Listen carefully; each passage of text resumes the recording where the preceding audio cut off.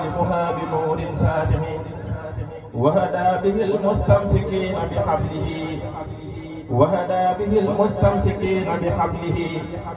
وحماهم عن كل فتن خادع. salaamaaleykum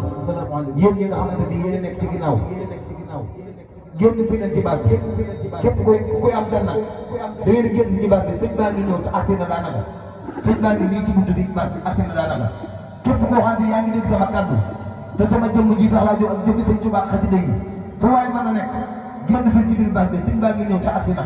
te jàngkati xasida yaa ngi nii dañoo war a yëkkati seen kàddu maa ngi ñaan ci daraja sëñ Tuubaa xasaay bi képp koo xam ne yaa ngi ci biir kër yi te di ma dégg te sëñ Tuubaa rek indi la fi ak xasida yi génn si ci biir baax bi lépp lu waay mën a defati ci biti na la leer ne sëfatuma dara ma ci sëfut na ñëpp ñëw ci biir baax bi ngir jëmmi sëñ Tuubaa xasaay bi dimbali leen ma te ngeen toog jataay bi taaral jataay bi ñëpp toog ak suuf loolu laay ñaan ngir jëmmi sëñ Tuubaa xasaay bi sëñ Ibrahima Lo bismillah. bismillahi rahmani rahim.